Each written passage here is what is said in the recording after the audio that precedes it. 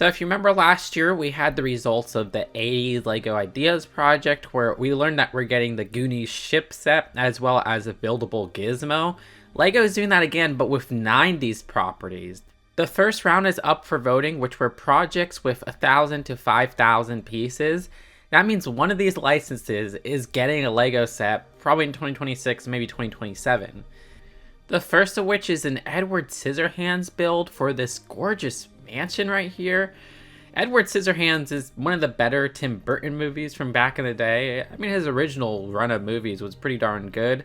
The design of this has such an interesting detail that gives lots of spooky vibes, and it isn't really comparable to other spooky mansions we've gotten from LEGO, like even, say, the Scooby-Doo one. I think this isn't as iconic a build as you'd expect for something to be selected for voting for this contest, but that's no problem when the build itself just looks gorgeous. Yes, Edward Scissorhands itself is an iconic movie, but I don't know if a lot of people have this mansion standing out in their mind.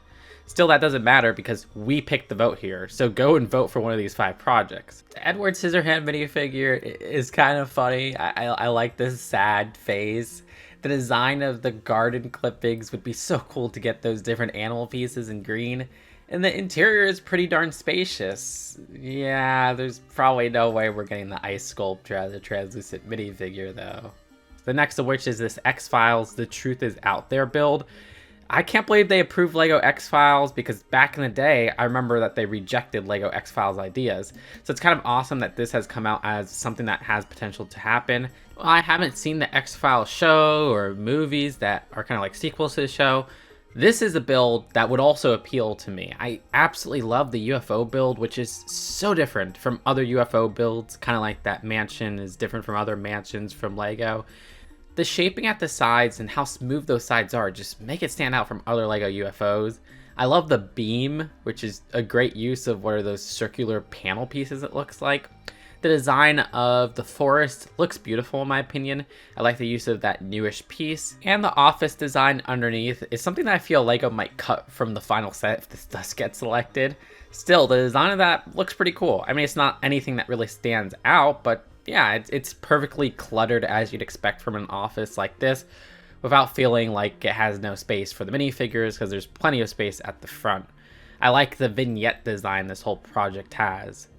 Then we have The Fifth Element Book Nook and Play set. The Fifth Element is not a movie I particularly enjoy. I tried watching it a couple times and it's not really for me. I don't like that director for many reasons.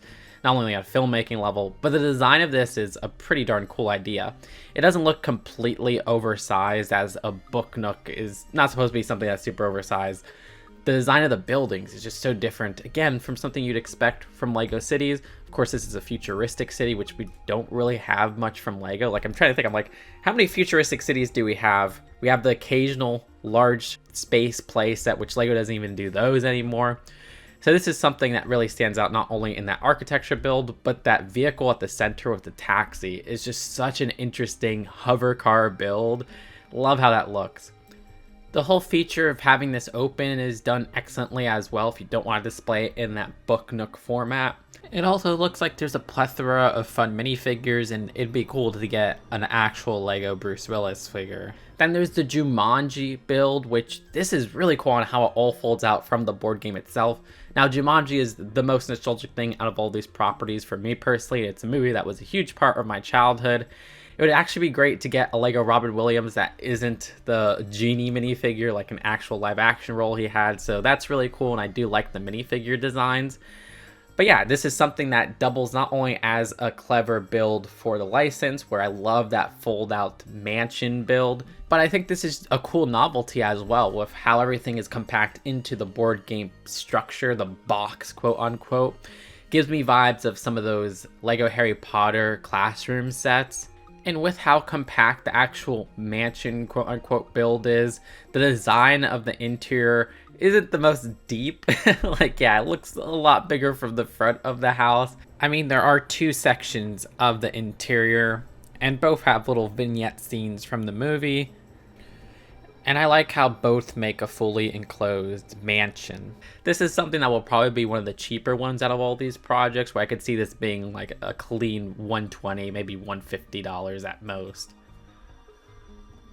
Also, if I had to guess, I think this one will win because I think this is just the most popular one out of all of these, and probably the one that appeals to younger voters the most. Finally, we have Buffy the Vampire Slayer, The Library. This is like Jess2 Mom's favorite show. She absolutely loves this show. So I went to her to talk about this, and she said the library build looks great, has lots of cool references from the show that she noticed. Personally, I never watched this show. This is a cool library interior, but it's just like the library, like that little scene right there. And for me, I would kind of want maybe more to the library as like a full build, because yeah, it's just the kind of cool library. I love that shaping that they have with the curvature there. I love the multiple floors. But I don't know, I think this is the least interesting out of all of them for me, if I had to be honest, in terms of the build itself. Having Buffy the Vampire Slayer sets is something that really intrigues me, because that's just such a strange license to get Lego sets, but it works. So yeah, personally, this is my least favorite. Don't tell Jess2 Mom that. But the design of this, I don't think is bad. It's just the one that I don't know if it's as impressive as those other builds. Again, any of us can vote for these. I don't even know which one I'm going to vote for, honestly, at this moment, because I love 4 of these. This is something that will end apparently in 9 days. So please, please, please go and vote like right now as you see this video. The deadline is February 21st. And also keep in mind that there's going to be one that opens March 10th for the smaller builds out of all of these. So yeah, the next section is 200 to 1,000 piece sets, and there's 271 builds that you can vote for. They're going to select 5. And this ends, when is it? In 23 days. So go vote for this as well. Let's just quickly go over some of these. I mean, Homer Simpson, there's a lot of Simpsons builds here. Pinky and the Brain, Dumb and Dumber, Sabrina the Teenage Witch, Jumanji, The Mummy by viewer Oki, who's also a good friend of mine. Mr. Bean has a bunch of projects in here. Cowboy Bebop, which is insane. Rugrats, yes, more Lego Nickelodeon, Reading Rainbow.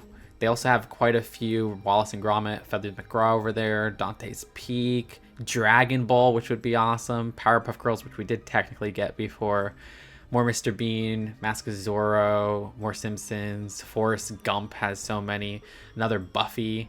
Yeah, there's a lot of overlap with the main contest. Like, I think each one has at least another submission.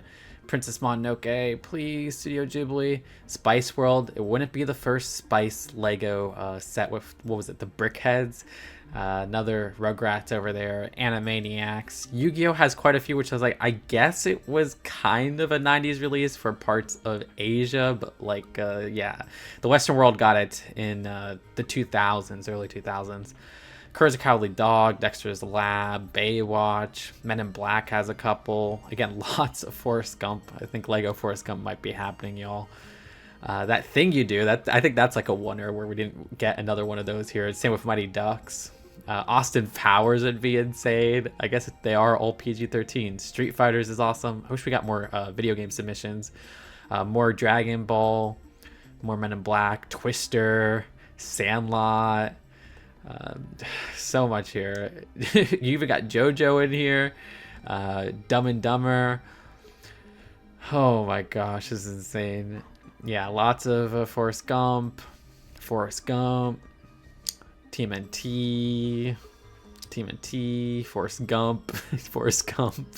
Forrest Gump has like the most submissions out of one that wasn't selected. The Mask, Babe. These could all be potential Lego sets. Like, this is insane. Y'all gotta get on this. Adventures of Tintin, which I'm like, is that really 90s? The Rocketeer, Casper, Iron Giant, Tarzan, some SpongeBob here and there since it was like at the end of the decade. Zoids, Sherwood Forest, from I guess Robin Hood, one of the 90s ones. Dawson's Creek, Notting Hill, Mission Impossible, The Mummy again, Zorro, Blue's Clues, Jumanji again, Babe again, Ren and Stimpy, Buffy again, Tiny Toon Adventures, Powerpuff Girls again, Iron Giant again, more Forrest Gump. I'm telling you, so much Forrest Gump. There's like so much Forrest Gump, so much Simpsons, Arthur, Pleasantville. Yeah, Lego Pleasantville. That's gonna happen. This is crazy, Groundhog Day, because I'm like, that's a rated R movie. I don't know why Lego approved that, but I'll take it. I mean, if they made it, I'll take it. But yeah, Romeo and Juliet '96. What is that? Romeo plus Juliet. Sandlot again. Mononoke. Wayne's World. Xena again. Secret Garden. Men in Black. Matilda. Bill Nye, Pingu, Swordfish from Cowboy Bebop. Yes, please. Lego Cowboy Bebop would be killer. We have Hunchback, Mission Impossible, Mr. Bean again, Mononoke again, Dexter's Lab again, Magic School Bus again. Again, so much potentials here. So please, please, please vote for one of these 271 projects and vote for one of the 5 projects that will become a 90s Lego idea set. I can't wait to see which of these is selected to be 5 projects that we could vote on in March. There's so much potential here. Apparently that will be a Target exclusive. So I'll be doing a video on that when it comes out. So you're going to want to subscribe. Let me know what you think in the comments below of which of these is your favorite. Check out my film channel, my food channel, Just 2 Food and Just 2 Film. And I'll see you later. Peace out. Bye.